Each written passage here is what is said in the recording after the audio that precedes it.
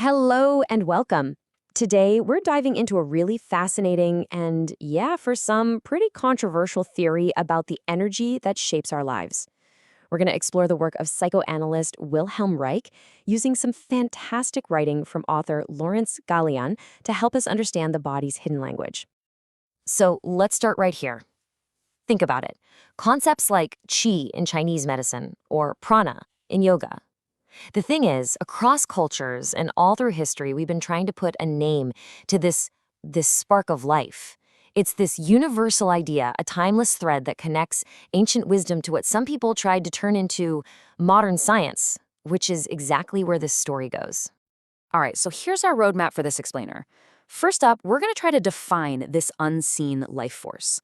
Then we'll look at what happens when that energy gets blocked up and how that creates what Wright called the body's armor. After that, we'll get into his methods for actually releasing those blocks. And finally, we're going to zoom out and look at the big societal systems he believed were causing the problem in the first place. So what is this energy, really?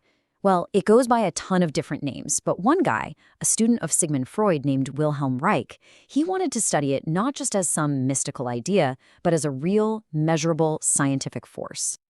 You know, what's so cool about this slide is you can actually see the idea evolving. It starts out as these ancient, kind of mystical concepts, right? Prana and chi. Then it starts to get a little more scientific with things like animal magnetism. And then you get to Freud's libido, which he kind of thought of as this physical-ish energy. But it was his student, Wilhelm Reich, who really took the ball and ran with it, dead set on proving it was a real bioelectric force you could actually measure. And Reich gave this energy a name, Orgone. He was convinced that the free, natural flow of orgone through our bodies is the absolute key to a healthy, happy life. But, and this is the big question he asked, what happens when that flow gets blocked? So, if orgone is like this river of life flowing through us, what happens when something builds a dam? Let's dive into that. The source material uses this incredible metaphor. See, emotions that we never processed, especially stuff from when we were kids, they don't just vanish. According to this theory, they literally act like dams inside our bodies, trapping all that vital energy and stopping it from flowing where it's supposed to. And this slide just lays it out so perfectly. On one side, you've got a healthy person. It's like a vibrant lake, right? Fresh energy is always flowing in, everything is thriving. But on the other side, when you dam that flow, you get a totally different and much uglier picture. And that's the result. Stagnation. The energy just sits there, trapped.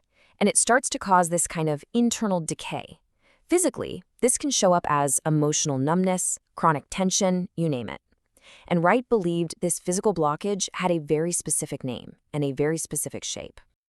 This brings us to a huge, central concept in Reich's whole theory, how all these emotional dams actually become a physical reality in our bodies. He called this our armor. Muscular armoring. It's basically the way we physically hold on to emotions we can't deal with. Just picture a man who is always told, boys don't cry. He might grow up with a jaw that's always clenched, tight muscles around his face.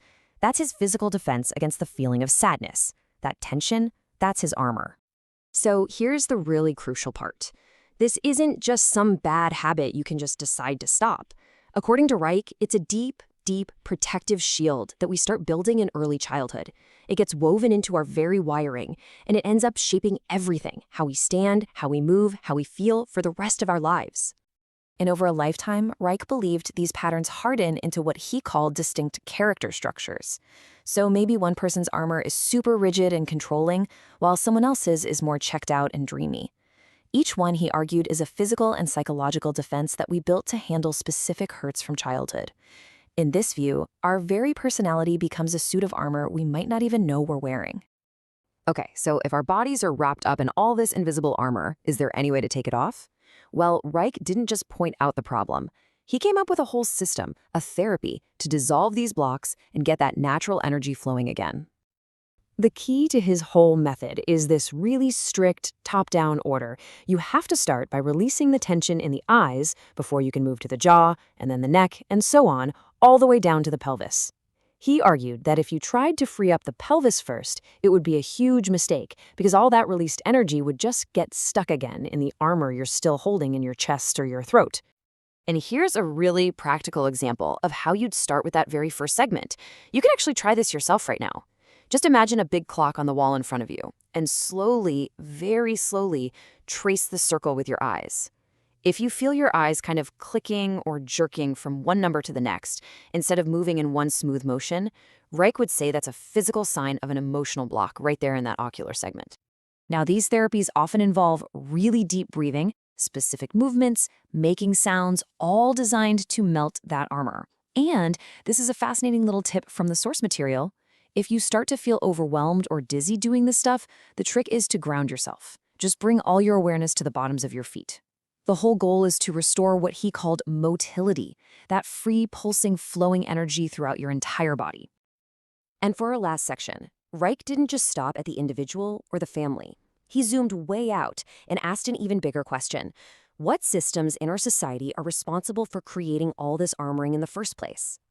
According to his analysis, a major source of all this trouble comes from religious traditions that create a huge conflict between spirituality and our natural, biological life force, especially our sexuality. He argued that they literally sever the sacred from the sensual, making them opposites instead of two parts of the same whole. And the result, in his view, is this devastating internal battle. Our own biology is suddenly at war with these ideas of sin and moral condemnation. This, he said, creates moralistic parasites in our minds, these little voices of guilt and fear and self-punishment that lead to a lifelong psychic civil war. For him, this internal split was the absolute root of neurosis.